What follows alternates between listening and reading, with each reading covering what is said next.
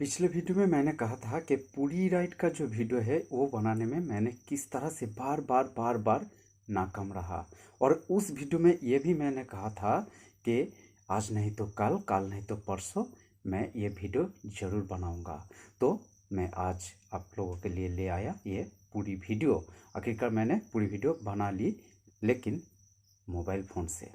और इस वीडियो को शुरू करने से पहले मैं एक बात बताना चाहता हूँ कि ये पूरी राइड का जो वीडियो है, ये वीडियो टोटली वर्टिकल है, नॉट हॉरिजॉन्टल। तो ये बात सुनकर अगर आप लोगों में से किसी ने ये वीडियो को अब नहीं देखना चाहते हैं तो इस वीडियो को आप लोग यहाँ पर ही क्विट कर सकते हैं। और जो लोग देखना चाहते हैं लोगों के लिए ये है पूरी राइड का वीडियो। तो स्टार्ट करते हैं पूरी राइड का वीडियो।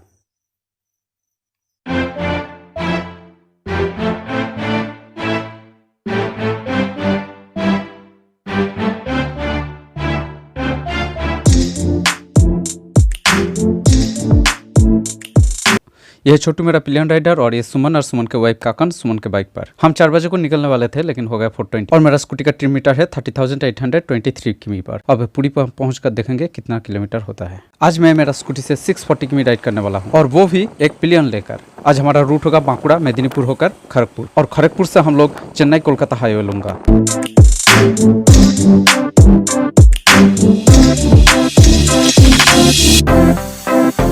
कोई कांड बिना हमारा कोई राइड नहीं होता, तो आज भी कांड हुआ। 6:30 AM पर मेरा स्कूटी के पिछले टायर पे एक बहुत बड़ा कील घुस गया। उतने सवेरे बहुत ढूंढ कर एक गैरेज मिला, लेकिन उस गैरेज में ट्यूबलेस टायर का काम नहीं होता है, तो मेरा टायर को ट्यूब वाला टायर में चेंज करना पड़ा।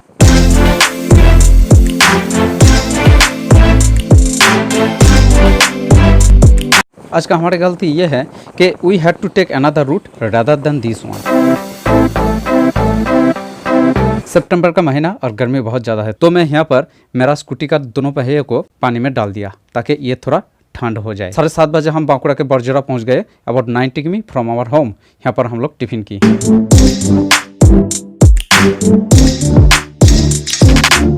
15 जून 2015 का मिडनाइट। उस वक्त जो हुआ वो बहुत सारे साइंटिस्ट और बहुत सारे हिस्टोरियंस को हैरान कर दी। पूरा जगन्नाथ टेम्पल में और पूरी शहर में इलेक्ट्रिसिटी को बंद कर दिया गया। लेकिन ऐसा क्या हुआ कि पूरे शहर का, पूरे जगन्नाथ टेम्पल का इलेक्ट्रिसिटी बंद करना पड़ा? तो उस दिन ये हुआ कि जगन्नाथ देव जी का जो मंदिर है, उस मंदिर में उनका जो आइडल है, उनका जो मूर्ति है, उस मूर्ति के अंदर से उनका हार्ट या उनका दिल को निकाला गया और उस हार्ट को एक नई मूर्ति के अंदर रखा गया। अब मेन बात यह है कि ये हार्ट कोई थियोरेटिकल हार्ट नहीं है, ये सच में ही एक हार्ट है, मतलब एक दिल है। लेकिन ये हार्ट ब्लड या फ्लेश से नहीं बना हुआ है, ये एक इलेक्ट्रॉनिक चीज़ का तरह है। ये हार्ट है भगवान श्री कृष्ण की। यस, आप लोगों ने ठीक ही सुना, ये हार्ट है भगवान श्री कृष्ण की। भगवान श्री कृष्ण के पार्थिव शरीर त्यागने के बाद उस शरीर को जलाया गया, लेकिन पूरा शरीर जल गया और ये हार्ट नहीं जला, ये हार्ट इंटैक्ट रह गया। ये हार्ट तब से अभी तक पूरी जगन्नाथ जी का जो टेम्पल है, उस टेम्पल के अंदर जगन्नाथ जी के जो मूर्ति है, उस मूर्ति के अंदर ये हार्ट है। ये हार्ट अभी तक अगर लाइट में आ जाए तो ये रिएक्ट करते हैं। तो फिर क्यों इस हार्ट को एक आइडल से दूसरी आइडल के अंदर रखा जाता है? कई लोगों का ये कहना है कि इस हार्ट के अंदर से एक लिक्विड बाहर आते हैं, जो लिक्विड भगवान जगन्नाथ जी के जो आइडल है, जो मूर्ति है, उस वुडन मूर्ति को धीरे धीरे हानि पहुंचाता है, नष्ट करता है। और जिस पुजारी या पुजारियों ने इन हार्ट को अलग अलग मूर्ति के अंदर रखे थे, वो लोगों के आंखों में पट्टी बंधा हुआ था और उन लोगों ने ग्लव्स यूज की अपने हाथों को सुरक्षित रखने के लिए। और इसलिए ये हार्ट को एक आइडल से दूसरे आइडल के अंदर रखा जाता है, और इस काम को कहते हैं ब्रह्म परिवर्तन, और ये हार्ट को कहते हैं ब्रह्म पदार्थ। और कहा जाता है कि इस हार्ट के लिए ही जगन्नाथ, सुभद्रा और बलराम जी के जो आइडल्स हैं, वो आइडल्स को कोई मेटल या स्टोन से नहीं बनाया जाता है, काठ से या वुड से बनाया जाता है, ताकि ये रिएक्ट करके किसी को हानि ना पहुंच पाए। अभी बज रहा है 12:30 PM और ये महाकाली ढाबा में हम लोग रुके हैं लंच करने के लिए। अब आते हैं इंटरेस्टिंग हिस्टोरिकल फैक्ट्स में। बहुत सारे हिस्टोरियंस का ये कहना है कि पुरी में पहले बौद्ध धर्म का प्रभाव था, लेकिन बाद में ब्राह्मणिज्म का प्रसार बहुत बढ़ गया।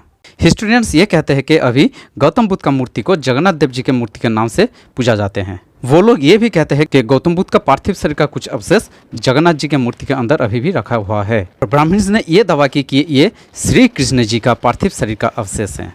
और ये नेचुरल बात है कि ये सब फैक्ट्स और ओपिनियंस में बहुत ही कॉन्फ्लिक्ट है। हिस्ट्री ये कहता है कि 240 ईसा पूर्व में मौर्य किंग अशोक के शासनकाल में भी कलिंग एक बौद्ध धर्म का केंद्र हुआ करता था।